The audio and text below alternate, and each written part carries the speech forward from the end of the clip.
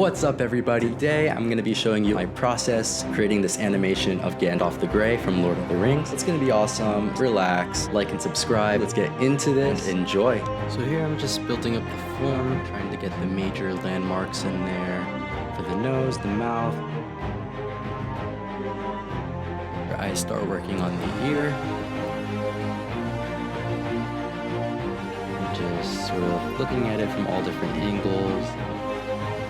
Trying to refer back to my reference. Bring my attention back to the face. I give him some nice lip fillers, some nice plumpage.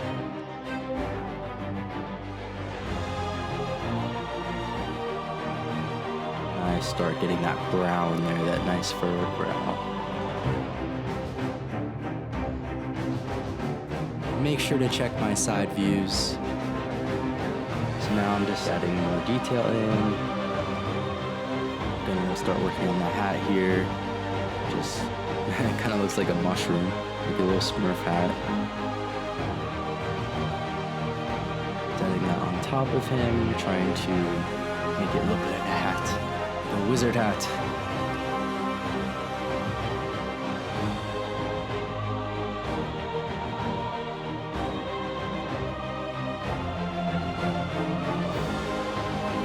Here, I'm just making sure my form is symmetrical on both sides.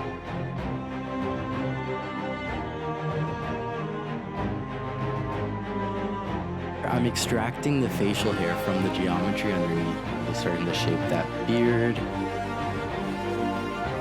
it nice and form-fitted around his mouth, adding some more detail. It is just the little details that bring it to life. I create his mustache. I begin to look at one of my references. I really like how this artist stylizes the hair, so I try to emulate that. I see that beard is just not fluffy enough. It needs to be a little wider.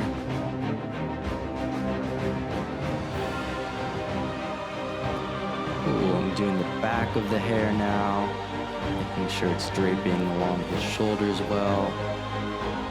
Adding some definition, starting to subdivide a bit more, getting some waviness. Flattening things out. Now I'm just getting some more detail back in the face, adding those wrinkles in there, trying to just get some sharper points, working on the lips, trying to more accurately get the shape that I want, working on the nose here. I start to add more detail into the forehead with the wrinkles and into the eyes with some baggy eyelids.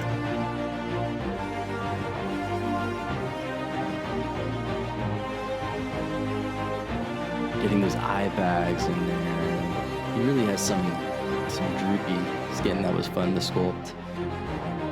Here I'm sculpting the eyebrows. I sort of just extract it from the geometry underneath. You see I'm working back on the hat again. I guess that edge was a little too sharp, so I just went in there with the inflate brush. Looks like I lost some detail, so now I'm just putting those details back in.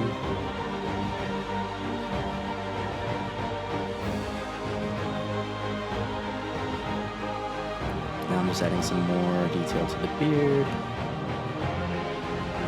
His face, getting those really fine details of the skin. Adding some more wrinkles. I decide to be adventurous and try to exaggerate his facial features a bit. Sort of take his most prominent features and see how far I can push them.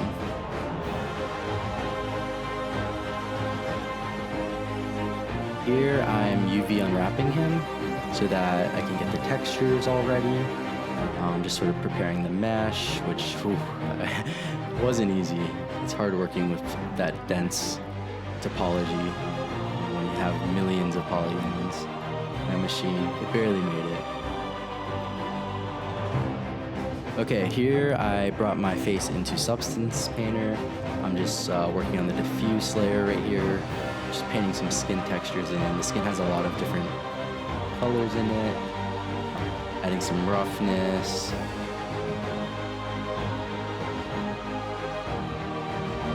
I'm just gathering some reference for the lighting, the environment I want to create. I bring it into Photoshop to sort of just sketch ideas of how the lighting can look and what my composition could be.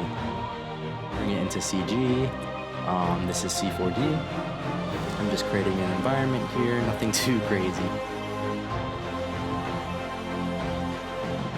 Just something that's reminiscent of Lord of the Rings. Here I'm animating my camera, sort of pairing it to a cube and just rotating that. We are in the end game now. I'm just tweaking some of my tangents, working on gathering some textures, throwing some textures on there with the marble. I'm just adding some lights in. I really wanted to do that bright orange, hellish, sort of referencing Moria. If you're not a Lord of the Rings nerd, basically this is where Gandalf takes on this Balrog monster. I'm just adding some more rim lights. I throw some 3D dust in there just to give it some more atmosphere and pizzazz. You see I add a bokeh, nice blurred background, some depth of field. Yeah, just adding some bloom on there to make it pop. And that's how I made that. If you like that video and want more content, give me a thumbs up. If you have any suggestions on work you'd like to see me make in the future, please go ahead and leave it in the comment section below. Thank you so much. Peace.